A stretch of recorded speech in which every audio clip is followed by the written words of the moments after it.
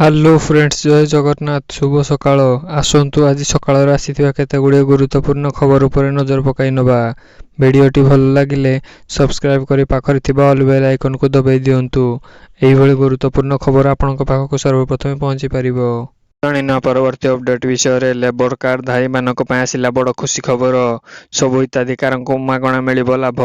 ମିଳିଥିବା ଖବର ଅନୁଯାୟୀ ଶ୍ରମିକଙ୍କ ପାଇଁ ବହୁତ ଗୁଡ଼ିଏ ଯୋଜନା କାର୍ଯ୍ୟକାରୀ କରୁଛନ୍ତି ସରକାର। ଆଉ ଏହି ଯୋଜନା ଗୁଡ଼ିକ ବିଷୟରେ ଅଧିକାଂଶ ଲୋକ ଜାଣିନଥିବାରୁ ଏହାର ଲାଭ ଉଠାଉନାହାନ୍ତି। କିନ୍ତୁ ସରକାରଙ୍କ ଦ୍ୱାରା ଶ୍ରମିକଙ୍କୁ ଦିଆଯାଇଥିବା ଲେବର କାର୍ଡ ଦ୍ୱାରା ଏବେ ସରକାର ଦେବାକୁ ଯାଉଛନ୍ତି 3,500 ଟଙ୍କା।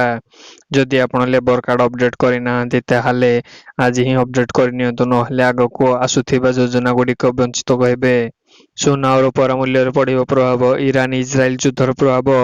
1,00,000 ଟଙ୍କା ପାର ହେବ ରେଟ୍। ମିଳିଥିବା ଖବର ଅନୁଯାୟୀ ଇରାନ ଏବଂ ଇସ୍ରାଏଲ ମଧ୍ୟରେ ତିକ୍ତତା ମଧ୍ୟରେ ଆନ୍ତର୍ଜାତିକ ବଜାରରେ ସୁନା ନିଜର ଅଲ୍ ଟାଇମ୍ ହାଇ ସ୍କୋର ପହଞ୍ଚିଛି। ଭାରତୀୟ ବୁଲେଟିନରେ ଖୁବ୍ ଶୀଘ୍ର 1,00,000 ଟଙ୍କା ପାର ହେବ ବୋଲି ଆଶଙ୍କା ହୋଇଛି। ବିବାହ ଋତୁ ପୂର୍ବରୁ ବଜାରରେ ନୀରବତା ଛାଇଯାଇଛି।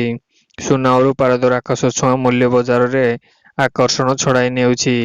ତେବେ 10 ଗ୍ରାମ ପ୍ରତି 73,174 ଟଙ୍କା ସୁନାର ସର୍ବକାଳୀନ ବନ୍ଦ ହୋଇଛି। ରୂପାର ମୂଲ୍ୟ କିଲୋଗ୍ରାମ 83,819 ଟଙ୍କାରେ ପହଞ୍ଚିଛି। ବିଶେଷଜ୍ଞ କହିଛନ୍ତି ସମସ୍ତ ବିଶ୍ୱରେ ସାମ୍ପ୍ରତିକ ପରିସ୍ଥିତି ହେତୁ ସୁନାର ମୂଲ୍ୟ ଶୀଘ୍ର ହ୍ରାସ ହେବାର କୌଣସି ସଂକେତ ନାହିଁ। ଇରାନ ଏବଂ ଇସ୍ରାଏଲ ମଧ୍ୟରେ ତିକ୍ତତା ଯୋଗୁଁ ସୁନାର ଦର ଆହୁରି ବଢ଼ିପାରେ। ଗ୍ଲୋବାଲ ଫାର୍ମ ଗ୍ଲୋବାଲ ମ୍ୟାନ୍ ଆକଳନ କରିଛନ୍ତି ଯେ ଚଳିତ ବର୍ଷ ଶେଷ ସୁଦ୍ଧା ସୁନାର ଆକ୍ସନ ପ୍ରତି $2,700 ଅତିକ୍ରମ କରିପାରେ। ପୂର୍ବରୁ ଏହି ଆକଳନ $2,300 ଥିଲା। ଅନ୍ୟପଟେ ଅନ୍ୟ ସଂସ୍ଥା 3,000 ଆକଳନ କରିଛି। ଜାଣିନ ପରବର୍ତ୍ତୀ ଅପଡେଟ୍ ବିଷୟରେ। କଂଗ୍ରେସ ନେଲା ବଡ଼ କାର୍ଯ୍ୟାନୁଷ୍ଠାନ। 6 ବର୍ଷ ପାଇଁ ଦଳରୁ ସୁରଙ୍କୁ ବିଦା। ମିଳିଥିବା ଖବର ଅନୁଯାୟୀ 2024 ନିର୍ବାଚନ ବିଗୁଲ ବାଜିବା ପରେ ସମସ୍ତ ରାଜନୈତିକ ଦଳ ଆରମ୍ଭ କରିଛନ୍ତି ସ୍ୱତନ୍ତ୍ର ରଣନୀତି। ଏହାରି ମଧ୍ୟରେ ଏକ ବଡ଼ ଖବର ସାମ୍ନାକୁ ଆସିଛି। କଂଗ୍ରେସର ଏକ ବଡ଼ କାର୍ଯ୍ୟାନୁଷ୍ଠାନ ଗ୍ରହଣ କରିଛି। 6 ବର୍ଷ ପାଇଁ ଦଳରୁ ବିଦା ହେଲେ ଜଟଣୀ ବିଧାୟକ ସୁର ରାଉତରାୟ। ବିଶୃଙ୍ଖଳା ଓ ଦଳ ବିରୋଧୀ କାର୍ଯ୍ୟ ପାଇଁ ଦଳରୁ ବିଦା ହୋଇଛନ୍ତି। ଅନ୍ୟପଟେ ନିର୍ବାଚନକୁ ରଖି ସମସ୍ତ ଛାମୁଆ ଦଳ ଆରମ୍ଭ ହୋଇଗଲେଣି ସାରିଲେଣି ଅଙ୍କକଷା।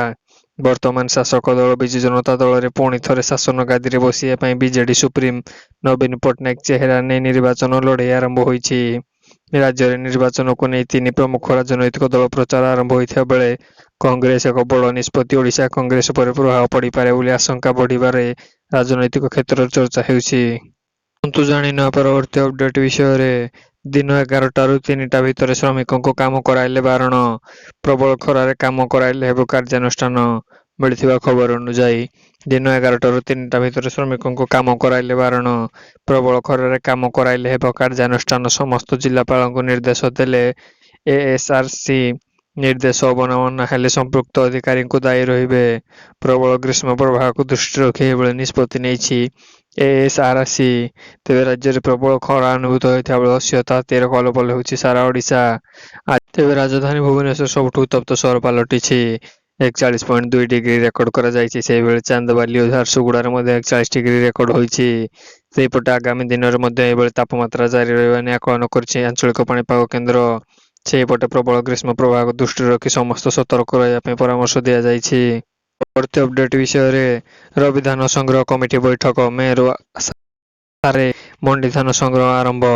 ମିଳିଥିବା ଖବର ଅନୁଯାୟୀ କଳାହାଣ୍ଡି ଜିଲ୍ଲାରେ ରବି ଧାନ ସଂଗ୍ରହ ନିମନ୍ତେ ଜିଲ୍ଲା ସ୍ତରୀୟ ଧାନ ସଂଗ୍ରହ କମିଟି ବୈଠକ ଜିଲ୍ଲାପାଳ ଅଧ୍ୟକ୍ଷତାରେ ଅନୁଷ୍ଠିତ ହୋଇଥିଲା। ଜିଲ୍ଲାପାଳଙ୍କ ସମ୍ମିଳନୀରେ କକ୍ଷ ଅନୁଷ୍ଠିତ ଏହି ବୈଠକରେ ଚଳିତ ବର୍ଷ ଜିଲ୍ଲାରେ ମେ ମାସ 20 ତାରିଖରୁ ବିଭିନ୍ନ ବ୍ଲକରେ ମଣ୍ଡି ଧାନ କ୍ରୟ ନିମନ୍ତେ ପ୍ରଶାସନିକ ପଦକ୍ଷେପ ଉପରେ ବିଶେଷ ଆଲୋଚନା ହୋଇଥିଲା। ତେବେ ବୈଠକରେ ପ୍ରଥମେ ମୁଖ୍ୟ ଜିଲ୍ଲା ଯୋଗାଣ ଅଧିକାରୀ ସ୍ୱାଗତ କରି ଏଜେନ୍ସି ଅନୁରାଇ ସଭା କାର୍ଯ୍ୟକୁ ଆଗତ କରିଥିଲେ। ତେବେ ଜିଲ୍ଲାପାଳ ଚାଷୀମାନଙ୍କୁ ସୁବିଧା ପାଇଁ ମଣ୍ଡିରେ ପର୍ଯ୍ୟାପ୍ତ ସୁବିଧା ପାଣି ପିଇବା ପାଇଁ ପାଣି ବ୍ୟବସ୍ଥା ପ୍ରତ୍ୟେକ ଦିନ ଖୋଳିବା, ବିଜୁଳି ତତ୍ପର ଆଶ୍ରୟସ୍ଥଳୀ, ଓଜନ ମେସିନ ଓ ଅନ୍ୟାନ୍ୟ ପଦକ୍ଷେପ ଉପରେ ଗୁରୁତ୍ୱ ଦେବା ଡିଆର୍ସି ଏବଂ ଆର୍ଏସି କର୍ତ୍ତୃପକ୍ଷ ନିର୍ଦ୍ଦେଶ ଦେଇଥିଲେ। ଆସନ୍ତୁ ଜାଣିନେବା ପରବର୍ତ୍ତୀ ଅପଡେଟ୍ ବିଷୟରେ। ଏଥର ଦେଶରେ ସ୍ୱାଭାବିକ ଠାରୁ ଅଧିକ ବର୍ଷା ହେବ କିନ୍ତୁ ଓଡ଼ିଶାରେ କମିବ। ଆଇଏମ୍ଡି। ମିଳିଥିବା ଖବର ଅନୁଯାୟୀ ଦେଶରେ ସାଧାରଣତଃ ଜନତା ଓ ସରକାରଙ୍କ ପାଇଁ ଖୁସି ଖବର। କାରଣ ଭାରତରେ ଏ ବର୍ଷ ସ୍ୱାଭାବିକ ଠାରୁ ଅଧିକ ମୌସୁମୀ ହେବ ଏବଂ ଦୀର୍ଘକାଳୀନ ହାରାହାରି 106% ବର୍ଷା ହେବ ବୋଲି ଭାରତୀୟ ପାଣିପାଗ କେନ୍ଦ୍ର ପୂର୍ବାନୁମାନ କରିଛି। ତେବେ ଆଇଏମଡି ନିର୍ଦ୍ଦେଶକ କହିଛନ୍ତି ଯେ ଉତ୍ତର ପଶ୍ଚିମ ପୂର୍ବ ଏବଂ ଉତ୍ତର ପୂର୍ବ ରାଜ୍ୟରେ ଅଞ୍ଚଳରୁ ବାଦ ହେଲେ ଦେଶର ଅଧିକାଂଶ ସ୍ଥାନରେ ସ୍ୱାଭାବିକ ଠାରୁ ଅଧିକ ବର୍ଷା ହେବାର ସମ୍ଭାବନା ରହିଛି। ଭାରତରେ ଭଲ ମୌସୁମୀ ବର୍ଷା କରାଇଲା ଏଲ୍ ନିନୋ ଅଗଷ୍ଟ ସେପ୍ଟେମ୍ବର ସୁଦ୍ଧା ସକ୍ରିୟ ହେବାର ସମ୍ଭାବନା ରହିବ। ତେବେ ସାଧାରଣତଃ ଜୁନ୍ ପହିଲାରେ କେରଳ ସ୍ପର୍ଶ କରୁଥିବା ସେପ୍ଟେମ୍ବର ଶେଷ ପର୍ଯ୍ୟାୟରେ ପ୍ରତ୍ୟାବର୍ତ୍ତନ କରିବ ମୌସୁମୀ। ଚଳିତ ବର୍ଷ ଦୀର୍ଘମିଆଦୀ ହାରାହାରି 106% ରହିବ ବୋଲି ପୃଥିବୀ ବିଜ୍ଞାନ ମନ୍ତ୍ରାଳୟ ସଚିବ ସମ୍ବାଦରେ କହିଛନ୍ତି। କିନ୍ତୁ ଓଡ଼ିଶାରେ ଏହା ସ୍ଥିତି ସେତେଟା ଆଶାଜନକ ନହେବାରୁ ଆଇଏମସି ରିପୋର୍ଟ ଜଣାପଡ଼ିଛି। ଓଡ଼ିଶାରେ ହାରାହାରି ଠାରୁ କମ୍ ବର୍ଷା ହେବାର ସମ୍ଭାବନା ରହିଛି। ଓଡ଼ିଶାରେ ନିଅଣ୍ଟ ବର୍ଷା ହେବ ବୋଲି ଆଶଙ୍କା କରାଯାଇଛି। ଏହା ଫଳରେ ଓଡ଼ିଶା ଚାଷୀମାନଙ୍କ ପାଇଁ ସ୍ଥିତି ଚିନ୍ତାଜନକ ହେବାର ଆଶଙ୍କା ରହିଛି।